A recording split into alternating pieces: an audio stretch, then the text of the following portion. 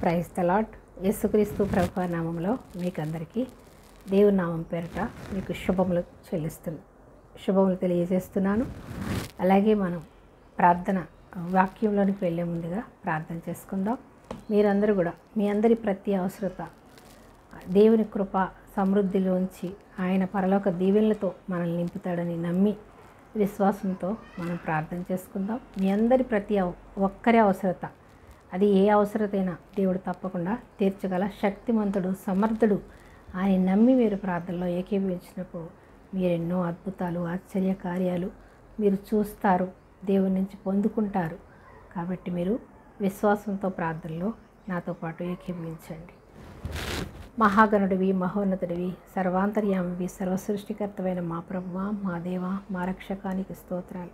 అయ్యా, గత వారం నుంచి ఈ వారం వరకు మమ్మల్ని మీ సజీవ రెక్కల్లో ఉంచి అయ్యా ప్రభువా తండ్రి, మిమ్మల్ని స్తుతించే భాగ్యాన్ని, ఆరాధించే భాగ్యాన్ని, మిమ్మల్ని కీర్తించే భాగ్యాన్ని అయ్యా మాకు ఇచ్చినందుకు నీకు స్తోత్రాలయ్యా. ఎంతోమంది ఈ సమయాన్ని చూడకుండా అయ్యా ప్రభువా మరణ పడకల మీద ఉండి ప్రభువా తండ్రి నాయన ఉన్నారయ్యా. అయినప్పటికీ మమ్మల్ని మీ కృప చేత నాయన మమ్మల్ని రక్షించుకున్నారయ్యా. కేవలం నీ కృపను బట్టి మేము జీవిస్తున్నామయ్యా. కేవలం నీ దయను బట్టే మేము ఈ విధంగా నిన్ను స్తుతిస్తున్నామయ్యా. ఎంతోమందికి లేని ధన్యత మాకు ఇచ్చావయ్యా, నీకు స్తోత్రాలు అయ్యా. మీరు ఏ సమయంలో వచ్చినప్పటికీ అయ్యా మేము ఎత్తబడే గుంపులో ఉండేలాగానే మమ్మల్ని సిద్ధపరిచినందుకు నీకు వందనాలయ్యా. మెలకువ కలిగి ఉండమన్నారయ్యా ప్రభు. అవును తండ్రి, మెలకువ కలిగి నాన్న నిత్యము ప్రార్థించేవారుగా, నీ యందే కనిపెట్టేవారుగా, నిరీక్షణ కలిగిన వారుగా, నీలో ఫలించే కృప ప్రతి బిడ్డకు యేసుక్రీస్తునామములో ఇప్పుడే అనుగ్రహింపబడును గాక. అయ్యా, రక్షణ లేని బిడ్డలకు రక్షణ దయచేయండి. రక్షింపబడిన వారిని పరిపూర్ణమైన విశ్వాసాలకు నడిపించండి. అయ్యా, ఏ అవసరతతో నీ పాద సన్నిధిలో మొరపెడుతున్నారో, ఏ యొక్క కష్టాల్లో, శ్రమల్లో, శోధనలో ఉన్నప్పటికీ కూడా తండ్రి, నీ యందు విశ్వాసం ఉంచి జీవిస్తున్న బిడ్డలను ఆయన మీరే బలపరిచి, ధైర్యపరిచి, నీ మెండైన దీవెన ఆశీర్వాదాలతో నింపి భద్రపరచండి. అయ్యా ప్రభా, నీ వాక్యాన్ని నైనా తండ్రి విత్తుతూ ఉండగా నూరంతల పంట మేము పోయేదము గాక.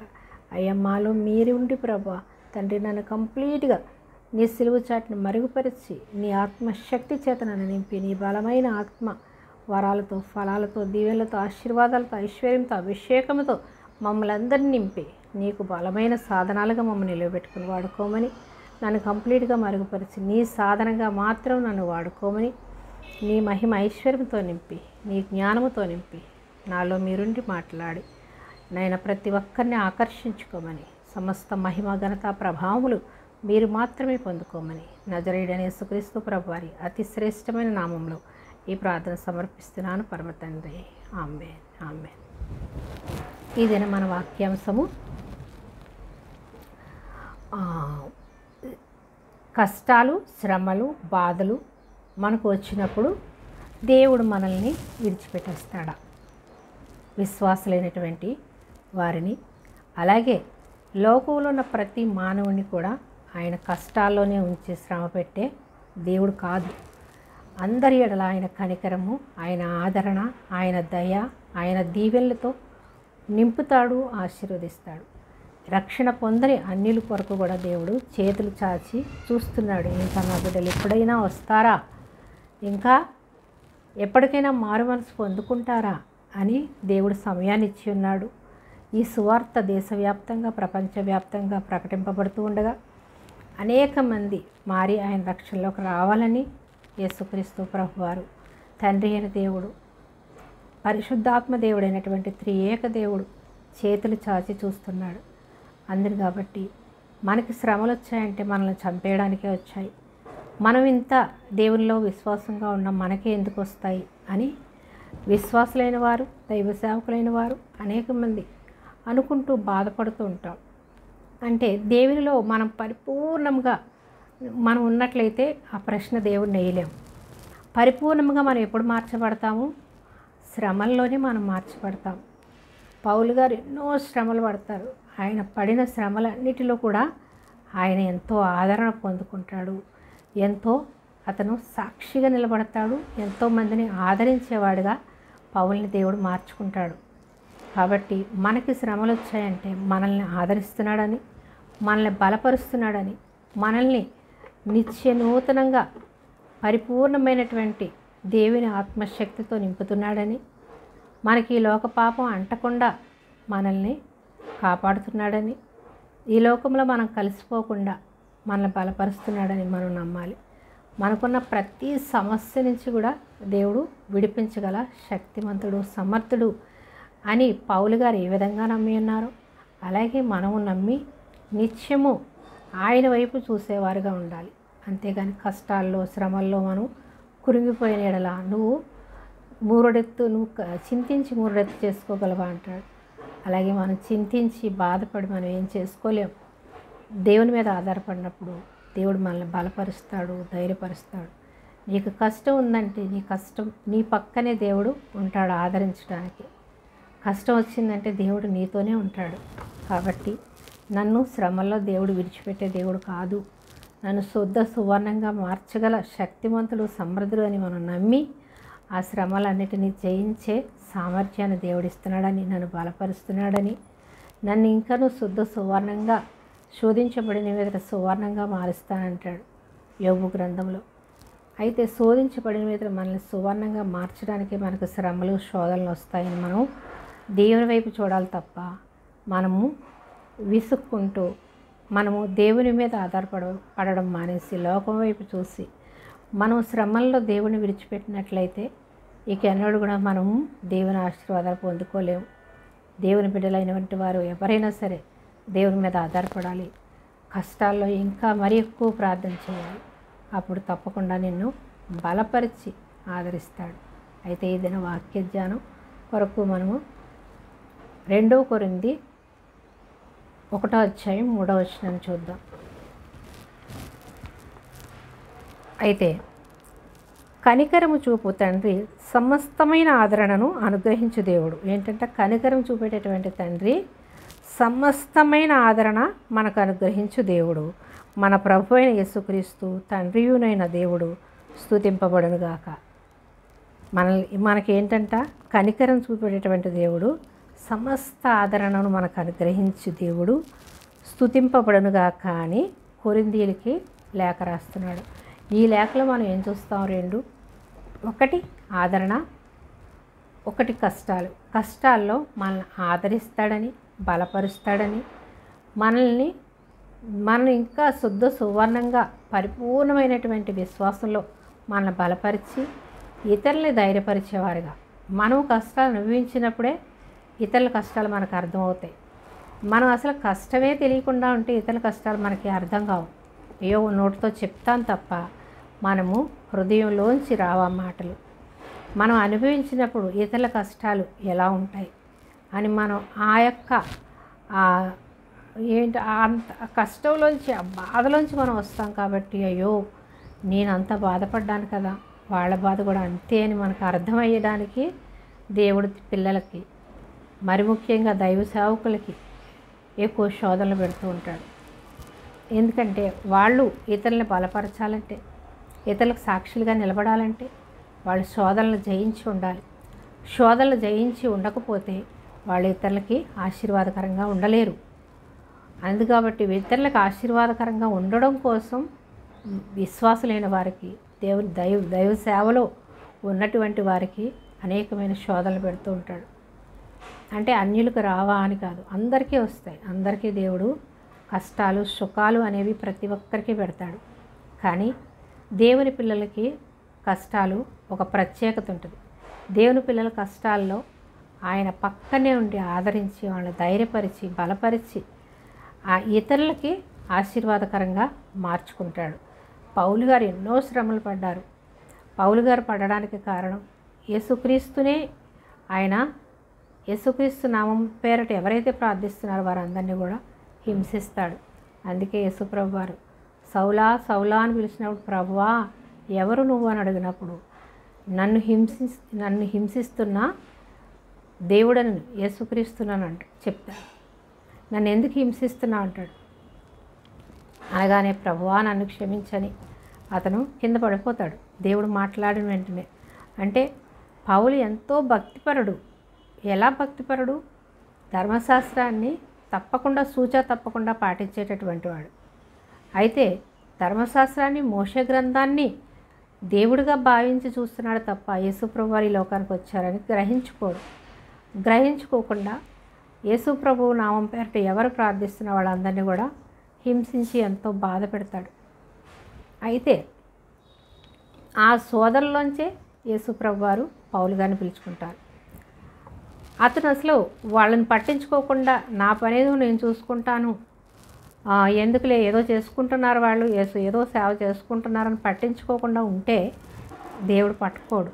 కానీ అందుకే దేవుడు పిల్లల్ని ఎవరైనా విమర్శిస్తున్నారంటే వాళ్ళని దేవుడు ఎప్పుడో రోజు పట్టుకుంటాడు. మెదలకుండా ఉన్నవారిని దేవుడు పట్టించుకోడు. దేవుని పిల్లలు పట్టించుకుని దేవుడు మాటలు విని విమర్శిస్తున్నారు అంటే వాళ్ళని ఏదో ఒక రోజు ఆకర్షించుకుంటాడు దేవుడు. అందుకని దేవుడు పిల్లలు కానీ దేవుడి మాటలను కానీ దైవ సేవకులు కానీ ఎవరైనా విమర్శిస్తున్నారు అంటే మనం కోపపడొద్దు. ప్రభువా, వారిని నువ్వు ఆకర్షించుకున్నావు, వారిని మార్చుకుంటావు ప్రభువా అని మనం వాళ్ళ కొరకు ప్రార్థన చేయాలి. అంతేకాని దేవుడి పిల్లల్ని విమర్శిస్తున్నారని మనం బాధపడి ఇతరులను వాళ్ళని మనము ఇంకా హింసించేవారుగా ఉండకూడదు. అయితే పౌలు ఎప్పుడైతే దేవుడి నామాన్ని అవమానపరుస్తూ దేవుడి పిల్లల్ని ఎప్పుడైతే బాధ పెడుతూ ఉన్నాడో అప్పుడే యేసు ప్రభు వారు పౌలు గారిని పిలుచుకుంటాడు. సౌలా సౌలా, నన్నెందుకు నువ్వు బాధ పెడుతున్నావు అన్నప్పుడు, తండ్రి నువ్వెవరు అని అడిగినప్పుడు, నన్ను హింసిస్తున్నటువంటి దేవుడని నేనే, నీవు హింసిస్తున్న వాడని నేనే అంటాడు. అంటే అప్పుడు ఆయన మనోనేత్రాలు తెరవబడతాయి, తనకున్న కళ్ళ పొరలు తొలగింపబడతాయి. అప్పటి నుంచి దేవుడికి సాక్షిగా నిలబడిపోతాడు పౌలు గారు. అందరికన్నా ఎక్కువ సేవ చేసింది ఎవరైనా ఉన్నారంటే అపొస్తలులో యేసుక్రీస్తు ప్రభు వారి శిష్యుల కన్నా ఎక్కువ సేవ చేసింది, ఎక్కువ పత్రికలు రాసింది పౌలు గారే. అయితే ఎక్కువ శ్రమ పెట్టాడు కాబట్టి ఎక్కువ సేవ చేయగలిగాడు. దేవుడిని ఎక్కువ శ్రమ పెట్టాడు కాబట్టి దేవుడు కూడా పౌలుని ఎక్కువ శ్రమ పెడతాడు. ఆ శ్రమల్లో తను మొత్తం దేవుని మీద ఆధారపడేటట్టుగా చేస్తాడు. శ్రమలు వచ్చాయంటే మనల్ని ఆశీర్వదించడానికే, మనల్ని ఇతరులకు ఆశీర్వాదకరంగా చేయడానికే అని మనం నమ్మాలి. అంతేకాని నాకే ఎందుకు వచ్చాయి ప్రభువా, నన్నే ఎందుకు శ్రమ పెడుతున్నావు, ఎందుకు ప్రభువా, నేను ఎంత యథార్థంగా ఉన్నాను కదా అని మనం అడిగేవారుగా ఉండకూడదు. అలాగే యోబు అడుగుతాడు. యోబు ఎప్పుడు అడుగుతాడు? అతనికి నిరాకారంగా శూన్యంగా అయిపోద్ది తన జీవితం. అయితే అయిపోయినప్పుడు ప్రశ్నిస్తాడు దేవుణ్ణి. అంటే అతనికి కొత్త నిబంధన ఇంకా అప్పటికి రాలేదు కాబట్టి కొత్త నిబంధనలో దేవుడు ఏ విధంగా ఆశీర్వదిస్తాడు శ్రమల్లో అనేది యోబుకు తెలియదు కాబట్టి ప్రశ్నించాడు. కానీ యోబు మహాజ్ఞాని, దేవుని జ్ఞానాన్ని పొందుకున్నాడు, మనుషుల జ్ఞానం కాదు. దేవుని జ్ఞానం పొందుకొని దేవుని యందు ఎంతో భయము భక్తి కలిగి నీతిగా యథార్థంగా ఉన్నటువంటి యోబుని అపవాది శోధిస్తుంది. అపవాదికి శోధించినప్పుడు అపవాది చేతులకి దేవుడే అప్పగిస్తాడు. అయితే చిన్నది కూడా మనలో ఏ లోపం ఉండకూడదని. అయితే యోబులో ఏమొచ్చింది, నేను చాలా నీతిగా యథార్థంగా ఉన్నాను అనుకున్నాడు. అంతే, నువ్వు దేవుని కన్నా గొప్ప చేసుకోవద్దని దేవుడు అపవాదికి అప్పగించి తన్ని శుద్ధ సువర్ణంగా కంప్లీట్గా దేవుని మీద ఆధారపడేవాడుగా మార్చబడతాడు. అయితే యోబు ఏ విధంగా దేవుని ప్రశ్నిస్తాడనేది మనం చూద్దాం.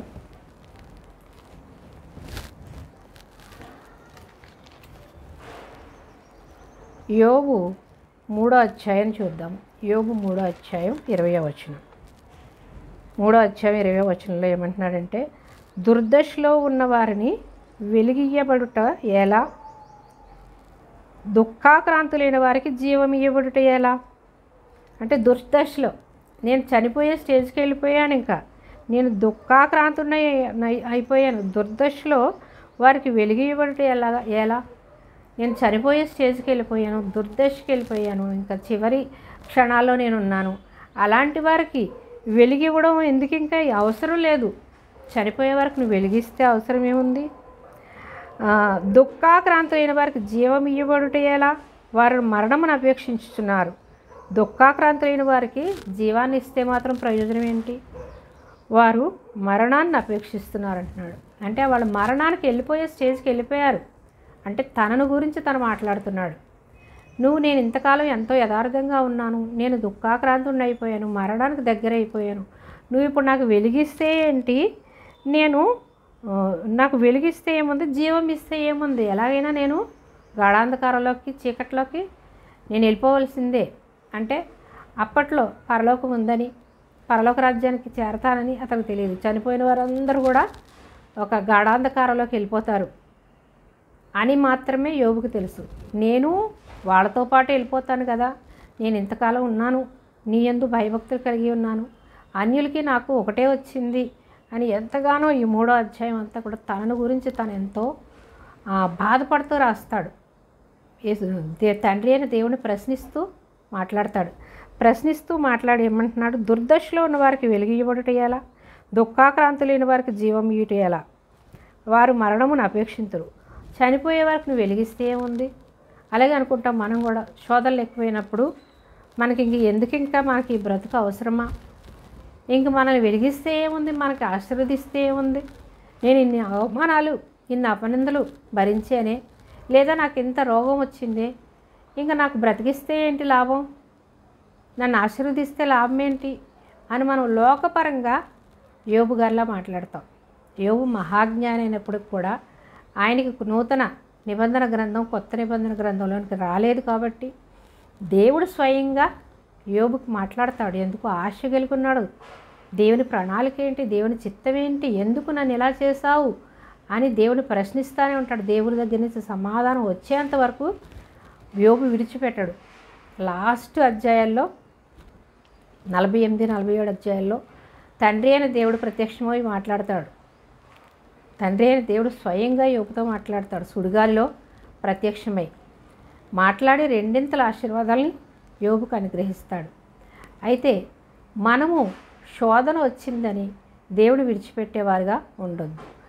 అప్పుడు నూతన నిబంధన గ్రంథం లేదు కాబట్టి, కొత్త నిబంధన గ్రంథం లేదు కాబట్టి పౌలు గారు కానీ ఇలా దేవుని యేసుక్రీస్తు ప్రభు వారి శిష్యులు కానీ అనుభవించిన కష్టాలు కానీ, యేసు ప్రభు వారు అనుభవించినటువంటి శ్రమలు కానీ తనకి తెలియదు కాబట్టి ప్రశ్నిస్తాడు. ఇప్పుడున్న విశ్వాసులు ఎవరు కూడా దేవుని ప్రశ్నించకూడదు. ఎందుకంటే శోధించబడిన మీదట యోబుని ఎలా సువర్ణంగా మార్చి ఉన్నాడో అలాగే ఈ లోకంలో మనము ఇప్పుడు యేసు ప్రభు వారిని మనం ఎరిగి ఉన్నాము. యేసు ప్రభు వారి శ్రమలను మనం ఎరిగి ఉన్నాము.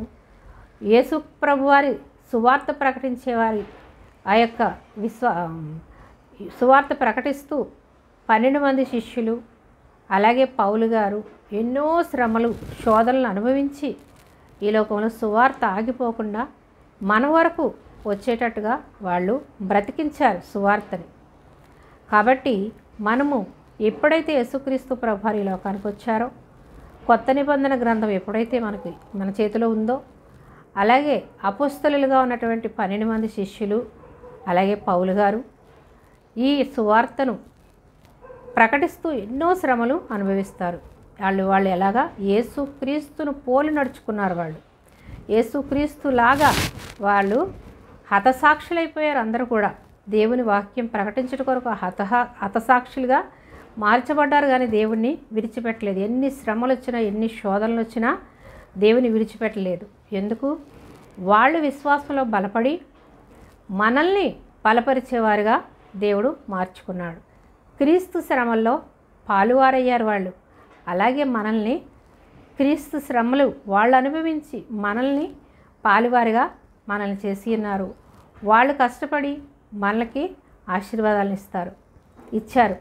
అయితే ఇప్పుడు సువార్థికులు ఉన్నారు, దేవుని సేవకులు ఉన్నారు. వాళ్ళు కూడా ఎన్నో దేవుని సేవ కొరకు, సువార్త ప్రకటించడం కొరకు ఎన్నో అవమానాలు, అపనిందలు, శ్రమలు, శోధనలు ఎదుర్కొంటూ కూడా ఈ సువార్తను ఎందుకు ప్రకటిస్తున్నారు? వాళ్ళు శ్రమపడి ఇతరులు ఆశీర్వాదకరంగా ఉండాలని, విశ్వాసులు ఆశీర్వాదకరంగా ఉండాలని, విశ్వాసులందరూ కూడా దేవుని రాజ్యంలో ఉండాలని, వారు శ్రమ పడినప్పటికీ వారికి ఇచ్చిన పనిని నమ్మకంగా చేస్తున్నారు. అంతేకాని ధనాన్ని ఆశించి కాదు.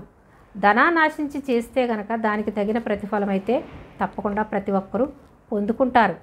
కాబట్టి సువార్త పనిలో పనిచేస్తున్న ప్రతి ఒక్కరు కూడా ఎన్నో శ్రమలు, శోధనలు ఎందుకు అనుభవిస్తారు? వాళ్ళు ఇంకా దేవుని స్వారూప్యంలోనికి మార్చబడడానికి, ఈ లోకంలో వాళ్ళు శ్రమలను అనుభవించినప్పుడు ఇతరుల్ని బలపరిచేవారుగా, సంఘాన్ని బలపరిచేవారుగా, సంఘం అనగా విశ్వాసులందరూ ఎన్నో శ్రమలు శోధనలకి గురవుతూ ఉంటారు. ఎందుకు? దేవుని యందు విశ్వాసం ఉంచడం ద్వారా అపవాది చేతుల్లోకి వెళ్తూ ఉంటారు. యోబుకి ఎలాగైతే అపవాది చేతికి అప్పగించాడో దేవుడే ఒక్కొక్కసారి అపవాదికి అప్పగిస్తాడు విశ్వాసుల్ని. ఎందుకు? వాళ్ళు శుద్ధ సువర్ణంగా మార్చబడడం కోసమే. అంతేకాని ఆ శ్రమల్లో వాళ్ళు చనిపోవడానికి కాదు, ఆ శ్రమల్లో వాళ్ళు ఇంకా దిగజారిపోయిన స్థితికి వెళ్ళి నరకానికి వెళ్ళడానికి కాదు. వాళ్ళు ఏ విధము చేతనైనా తప్పిపోతూ ఉంటే, పడిపోతూ ఉంటే వాళ్ళని మళ్ళీ తిరిగి రెట్టింపు దీవెనలతో ఆశీర్వాదాలతో నింపడానికి, ఈ లోక ధనం వైపు, ఈ లోక ఆకర్షణ వైపు మనం ఆకర్షింపబడుతూ ఉంటే ఆయన పరలోక దీవెనలతో ఆశీర్వాదాలతో ఐశ్వర్యంతో ఇవ్వడం కొరకు, ఐశ్వర్యాన్ని నింపడం కొరకు విశ్వాసులకి శోధనలు వస్తాయి, దైవ సేవకులకి శోధనలు వస్తాయి. అంతేకాని ఆ శోధనలో నిన్ను విడిచిపెట్టడం, శోధన వెనుక ఆయన ఆదరణ ఉంటుంది, మనతోనే ఉంటాడు, మనల్ని నడిపిస్తాడు, మనల్ని బలపరుస్తాడు. మనం అందరం కూడా ఆయన సువార్త పనిలో మనం ఎప్పుడైతే నమ్మకంగా ఉంటామో, విశ్వాసులు ఎవరైనా సరే ఆ యొక్క పడినటువంటి శ్రమలను, ప్రభువారు పడిన శ్రమలను, అపొస్తలులు పడిన శ్రమలను మనం జ్ఞాపకం చేసుకోవాలి. జ్ఞాపకం చేసుకోవడం అనగా మనం పరిశుద్ధ గ్రంథాన్ని చదవాలి.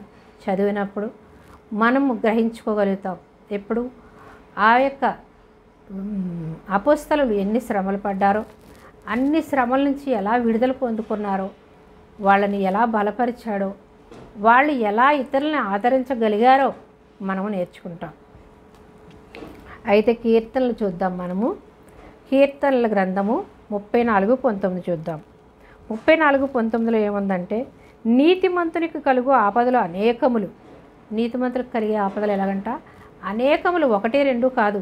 నీతిమంతులు అనగా రక్షణ పొందినవారు, దేవుని యందు విశ్వాసం ఉంచిన వారు, దేవుని కొరకు ఎదురు చూసేవారు, దేవుని నిత్యరాజ్యానికి వారసులుగా మార్చబడిన వారు. నీతిమంతులకి కలుగు ఆపదలు అనేకములు, వాటి అన్నిటిలో నుండి యెహోవా వానిని విడిపించును. ఏంటంటే వాటి అన్నిటిలో నుంచి 1, 2 కాదు. నీతిమంతులకు కలిగే శ్రమలు అనేకములు వస్తాయి, కానీ వాటన్నిటి నుంచి విడిపించేగల దేవుడు మనకున్నాడు. కాబట్టి వాటన్నిటిలో నుండి యెహోవా వానిని విడిపించు అంటే మనల్ని విడిపిస్తాడు. యెహోవా తండ్రి అయిన దేవుడు, తండ్రి కుమార పరిశుద్ధాత్మ త్రియేక నామములో మనం అందరం కూడా దేవుని యందు విశ్వాసం ఉంచినప్పుడు మనం తప్పకుండా నీతిమంతులకు కలిగు ఆపదలు అనేకములు, వాటన్నిటి నుంచి కూడా తండ్రి అయిన దేవుడు మనల్ని విడిపిస్తాడు, మనల్ని ఆదరిస్తాడు, మనల్ని బలపరుస్తాడు. అంతేకాని విడిచిపెట్టే దేవుడు కాదు. దావీదు మహారాజు ఎన్నో శ్రమలు పడతాడు. దావీదు మహారాజు 51వ అధ్యాయంలో రాస్తాడు తను బత్షెబాను గురించి పడిన కష్టాలు, పాపము గురించి పశ్చాత్తాపడతాడు. అలాగే మనం తెలిసి తెలియక ఎన్నో తప్పులు పాపాలు చేస్తూ ఉంటాం. ప్రభువా, నేనే తప్పు చేశాను, నన్ను క్షమించు, ఆ తప్పేంటో నాకు బయలుపరచు అని మనం అడగాలి. యోబు కూడా అడిగి తెలుసుకుంటాడు. నేనేం తప్పు చేశాను, నేను ఏ పాపం చేశాను, నేను ఎందుకు ఈ శ్రమలు అనుభవిస్తున్నాను, నేను నీతిగా ఉండడమే తప్ప, నేను యథార్థంగా ఉండడమే తప్ప, నేను ఎందుకు బ్రతికాను, ఎందుకు పుట్టాను, ఎలా విమర్శించుకుంటాడంటే తనను తాను దేవుని యొద్ద నుంచి తనకి సమాధానం వచ్చేంత వరకు దేవుని ప్రశ్నిస్తూనే ఉన్నాడు. ఎందుకు? ఆ శ్రమల్లో తనను ఆశీర్వదిస్తున్నాడని తనకు తెలియదు. అలాగని యోబు ప్రశ్నించాడని మనము ప్రశ్నించకూడదు. యోబుకి కొత్త నిబంధన గ్రంథము అప్పుడు వ్రాయబడలేదు కాబట్టి, తనకు తెలియదు కాబట్టి తను దేవుని నుంచి పొందుకున్నాడు. స్వయంగా దేవుని స్వరం విన్నాడు. ఇప్పుడు మనము ప్రభువా, నాకు ఈ సమస్యలో, ఈ కష్టంలో, ఈ శోధనలో నాకేమి నేర్పిస్తున్నావు ప్రభువా, నాకు సహాయం చేయి, నేనేమైనా తప్పు చేస్తే నన్ను క్షమించి, నన్ను విడిపించి, నన్ను మళ్ళీ నిత్య నూతన బలముతో, నీ ఆత్మశక్తితో నన్ను నింపు ప్రభువా అని మనం ప్రార్థించాలి. కానీ ఎందుకు పెట్టావు ప్రభువా, ఎందుకు పెట్టావు, నేను నీతిగా ఉన్నాను, నేను యథార్థంగా ఉన్నాను, నాకెందుకు పెట్టావని యోబు ప్రశ్నించినట్టుగా మనం ప్రశ్నించకూడదు. ఏమి నేర్పిస్తున్నావు ప్రభువా, దయతో నన్ను క్షమించు, నేనేమైనా తెలిసి కానీ తెలియక కానీ పడిపోయినానేమో, నన్ను క్షమించు ప్రభువా అని మనం అడగాలి. అంతేకాని దేవుడిని మనం ప్రశ్నించకూడదు. యోబు ప్రశ్నించాడంటే పాపం కొత్త నిబంధన గ్రంథము యేసు ప్రభువారు రాలేదు, శిష్యుల శ్రమలు ఆయనకి తెలియదు కాబట్టి ఆయన ప్రశ్నించాడు. స్వయంగా ప్రశ్నించి దేవుని దగ్గర నుంచి వచ్చేంత వరకు దేవుడు తనకి చెప్పేంత వరకు కూడా ప్రశ్నించి తెలుసుకుని తను మళ్ళీ తిరిగి పోయిన దానికి రెండింతలు పొందుకుంటాడు. ఏమంటాడు? యెహోవా ఇచ్చును, యెహోవా తీసుకును, యెహోవా నామమునకే మహిమ కలుగును గాక అంటాడు 1వ అధ్యాయంలో, యోబు 1వ అధ్యాయంలో. అంటే ఎంత దేవుని ఎడల ఎంత నిరీక్షణ కలిగి ఉన్నాడు. అయినప్పటికీ ఏం తప్పు చేశాను నేను ఇంత యథార్థంగా ఉన్నాను కదా, ఎందుకు నేను అనుభవించాల్సి వచ్చింది, నేను పుట్టకపోయినా సరిపోను కదా అని అన్నప్పుడు దేవుడు తెలియపరుస్తాడు. నువ్వు చిన్న తప్పు చేస్తావు, అది ఏ తప్పు? నిన్ను నువ్వు నీతిమంతుడు యథార్థంగా ఉన్నానని నిన్ను నువ్వు హెచ్చించుకుని పడిపోతావేమో అని నేను పరీక్షించానని దేవుడు లాస్ట్లో తెలియపరుస్తాడు. కాబట్టి మనము ఈ దినాల్లో యేసుక్రీస్తు శ్రమల్లో మనం పాలు పొందుతున్నాం అంటే యేసుక్రీస్తు స్వరూప్యంలోనికి మనం మార్చబడడానికే, ఇతరులకి ఆశీర్వాదకరంగా ఉండడానికే మనము ఈ శ్రమలు అనుభవిస్తున్నామని మనం గ్రహించాలి. అయితే మనము ద్వితీయోపదేశకాండము 8వ అధ్యాయాన్ని చూద్దాం. ద్వితీయోపదేశకాండము 8:2లో ఏముందంటే, మరియు నీవు ఆయన ఆజ్ఞలను గైకొందువో లేదో నిన్ను శోధించి నీ హృదయములో ఉన్నది తెలుసుకొనుటకు నిన్ను అణచు నిమిత్తము అరణ్యములో ఈ 40 సంవత్సరములు నీ దేవుడైన యెహోవా నిన్ను నడిపించిన మార్గం అంతటినీ జ్ఞాపకం చేసుకొను. ఎవరు చెప్తున్నారు? మోషే చెప్తున్నాడు. ఆ యొక్క ఈ 40 సంవత్సరాలు వారు అడవిలో ఎన్నో శ్రమలు, ఎన్నో శోధనలు ఎదుర్కొంటారు. ఎందుకు?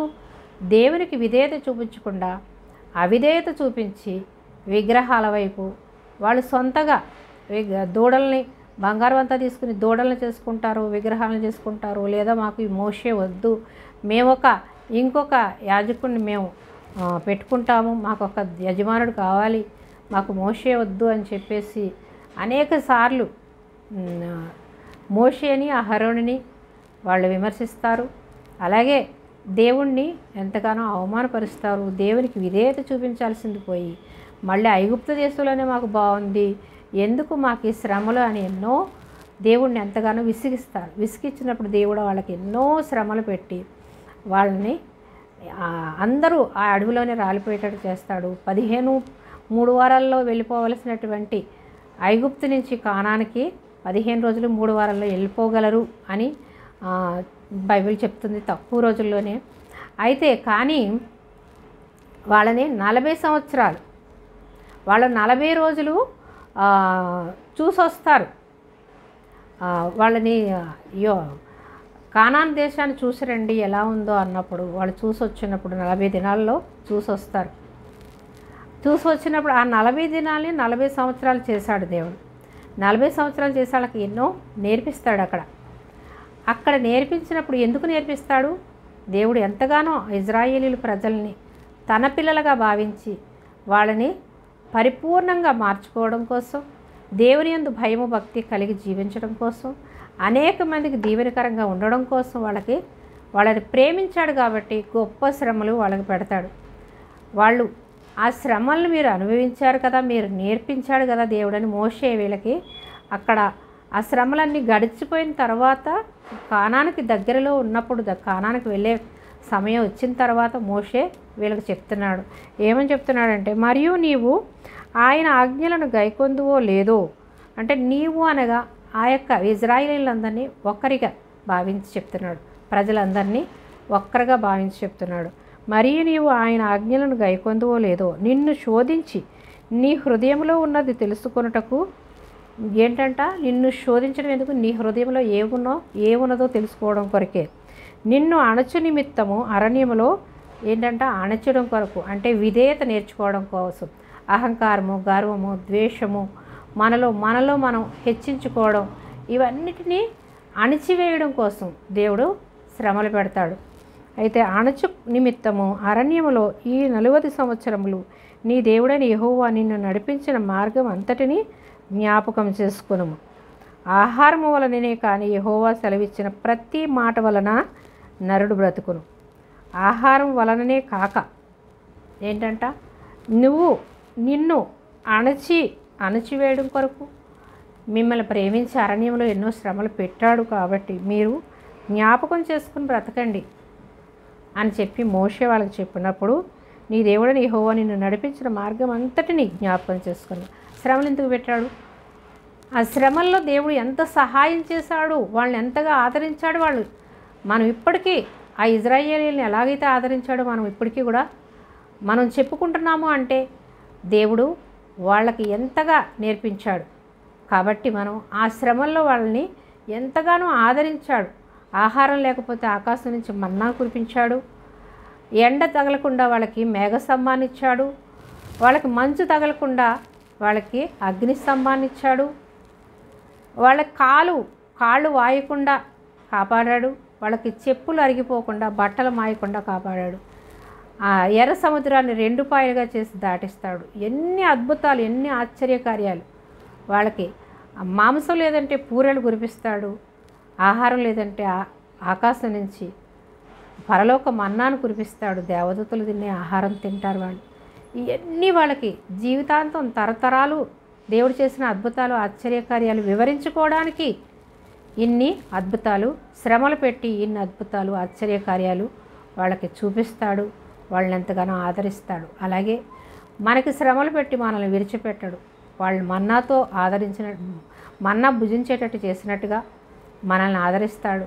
అలాగే నీరు లేకపోతే బండను కొట్టినప్పుడు వాళ్ళకి వాటర్ వస్తుంది, అందులోంచి నీళ్ళు వస్తాయి, బండలోంచి నీళ్ళు వస్తాయి. అలా ఎంతగానో దేవుడు మిమ్మల్ని ఆశీర్వదించాడు కదా. ఇవన్నీ మీరు జ్ఞాపకం చేసుకోండి. జ్ఞాపకం చేసుకుని దేవుని యందు భయము భక్తి కలిగి ఉండాలి అని మోషే గారు చివరిగా వాళ్ళకి బోధిస్తున్నారు. బోధించినప్పుడు ఏమంటున్నారు, ఆహారము వలనే కాక యెహోవా సెలవిచ్చిన ప్రతి మాట వలన నరుడు బ్రతుకునని చెప్తున్నాడు. ఆహారం వలన కాదు నరుడు ఎలా బ్రతుకుతాడు, దేవుని నోటి నుంచి వచ్చే ప్రతి మాట వల్ల జీవిస్తాడు. యేసుప్రభు గారు కూడా చెప్తారు. యేసుప్రభు గారు అపవాది శోధించినప్పుడు ఈ రాళ్లను రొట్టెలుగా చేసుకుని తిను అన్నప్పుడు యేసుప్రభు గారు అపవాదిని ఎదిరిస్తారు. ఏమని, మనుష్యుడు రొట్టె వలన మాత్రం కాదు దేవుని నుంచి వచ్చే ప్రతి మాట వలన మానవుడు జీవిస్తాడు అని చెప్తాడు. అయితే ఇక్కడ మోషే చెప్పిన మాట నెరవేర్చబడిందనమాట. అయితే దేవుని నోట నుంచి వచ్చే ప్రతి మాట కూడా మనకి ఎంతో ఆదరణ కలుగుతుంది. మనకి సమస్తము కూడా దేవుడు అనుగ్రహిస్తాడు. అందుకే మనము మన నోటి మాటల వలన మనం నీ నోటి మాటలే నీకు ఆశీర్వాదకరంగా ఉండాలి అని దేవుని వాక్యం సెలవిస్తుంది. అంటే తన నోటిని కాచుకునేవాడు తనను కాపాడుకుంటాడని ఉంది. అంటే మన నోటి మాట చేత మనము ఆశీర్వదించబడతాం. మన నోరు అనగా దేవుని మాటలు మన నోట పలకడం వల్ల దేవుని ఆశీర్వాద వచనాలే మన నోట రావాలి, కానీ శాపవచనాలు విశ్వాసుల నోట రాకూడదు. కాబట్టి మనల్ని దేవుడు ఆశీర్వదించాడు. దేవుని ఆత్మ మనలో పెట్టాడు. అంటే దేవుని బిడ్డలు పలికితేనే అవుతుందా అని కాదు. అవిశ్వాసులైనటువంటి వారు కూడా పిల్లల్ని శపించినప్పుడు వాళ్ళకి ఆ శాపాలు తగులుతాయి. కాబట్టి మానవుల్లో దేవుని ఆత్మ ఉంది కాబట్టి ఎప్పుడు కూడా మనం ఏం మాట్లాడాలి, శాపవచనాలు మన నోట రాకూడదు. మన నోట అంటే ఎప్పుడు కూడా ఆశీర్వాద వచనాలే రావాలి. కాబట్టి అక్కడ ఇజ్రాయేలీలు వాళ్ళు సడుగుకోవడం ద్వారా కూడా వాళ్ళ అరణ్యంలోనే చనిపోతారు. మమ్మల్ని చంపేయక ఎందుకు, మేము అక్కడే చనిపోవలసింది కదా, మమ్మల్ని ఎందుకు బ్రతికించావు అన్నప్పుడు అక్కడ సర్పం గుట్టి వాళ్ళు చనిపోతారు. నిర్గమాకాండంలో వాళ్ళ నోటి మాటను బట్టే వాళ్ళకి జరుగుతుంది. కాబట్టి మనము మాట్లాడే మాట ఎంతో విలువైన మాటగా మనం గ్రహించి మనం ఏం మాట్లాడుతున్నామో మనం తెలుసుకోవాలి. అలాగే దేవుని నోటి నుంచి వచ్చే ప్రతి మాట వల్ల మనం జీవిస్తున్నాం. ఈ దినం మనం జీవిస్తున్నామంటే కేవలం ఆయన కృప, ఆయన దీవెనలు, ఆయన ఆశీర్వాదాలు మన మీద ఉన్నాయి కాబట్టి ఈ దినం మనం బ్రతికి ఉన్నాం. ఈ విధంగా దేవుని ధ్యానిస్తున్నాం. దేవుని మాటలు మనం మాట్లాడుకునే అవకాశం దేవుడు ఇచ్చాడు. ఎంత ధన్యత! దేవుని బైబిల్ గ్రంథం పట్టుకోవడం అన్నా, ఆయన వాక్యాన్ని బోధించడం అన్నా మనం వినడం అయినా, చదవడం అయినా, ప్రార్థించడం అయినా ఎంతో ధన్యత. ఎవరికి ఏ యొక్క తలాంతనిస్తే ఆ తలాంతని దేవుని కొరకు వాడబడాలి. వాక్యము బోధించగలగడం అనేది దేవుడు కొందరికి ఇస్తాడు. అది ఒక్కొక్కరికి ఒక్కొక్క వరాలను ఇస్తానంటున్నాడు. అందుకని నువ్వు కీర్తించే వరం దేవుడు నువ్వు కీర్తించే వరం ఇస్తే దేవుని కీర్తించాలి. ఏదీ లేకపోతే ప్రార్థించే వరం ప్రతి ఒక్కరికి ఇస్తాడు దేవుడు. దేవునికి థ్యాంక్స్ చెప్పడమే. దేవా, నన్ను పుట్టించినందుకు నీకు వందనాలయ్యా, నాకు ఈ యొక్క పిల్లల్ని ఇచ్చినందుకు నీకు వందనాలు, నాకు ఇచ్చిన ఈ గృహాన్ని బట్టి నీకు వందనాలు, మరి ముఖ్యంగా ఈ రక్షణ ఇచ్చినందుకు నీకు వందనాలు. ఈ లోకంలో అన్నీ దేవుడు అన్యులకి ఇస్తాడు, దేవుని విశ్వాసులకి ఇస్తాడు. కానీ రక్షణ ఎవరికి ఇస్తాడు? ఆయన పిల్లలకే ఇస్తాడు, విశ్వాసులైనటువంటి వారికే ఇస్తాడు. విశ్వాసులు అనగా ఆయన యందు విశ్వాసం ఉంచడం ద్వారానే మనము మారు మనసు రక్షణ పొందుకుంటాం. కాబట్టి నీవిచ్చిన రక్షణ బట్టి నీకు వందనాలయ్యా. నీ కొరకు జీవించి జీవితాంతం నీ సేవలో వాడబడే ధన్యత, దీవెన మాకు అనుగ్రహించు ప్రభువా అని మనం ఎప్పుడు కూడా కృతజ్ఞత కలిగి ఉండాలి. మనకి నోరిచ్చాడు కాబట్టి దేవుని మనం స్తుతించాలి. నీకు ఏ యొక్క తలాంతున్న దేవుని కొరకు వాడబడాలి. ఏ తలాంతు లేకపోతే నోరిచ్చాడు కాబట్టి దేవుణ్ణి స్తుతించాలి. అన్నిటికన్నా ప్రార్థన మిన్న అంటున్నాడు. ఎక్కువ ప్రార్థన ద్వారానే మనం ఎన్నో అద్భుతాలు, ఆశ్చర్య కార్యాలు పొందుకుంటాం. ప్రార్థించి హన్నా పిల్లలు పొందుకుంటుంది. ప్రార్థించి ప్రతి ఒక్కరు కూడా దీవెనలో ఆశీర్వాదాలు పొందుకుంటారు. అలాగే దావీదు మహారాజు ఎప్పుడు కూడా విడువక ప్రార్థించేవాడు. దానియేలు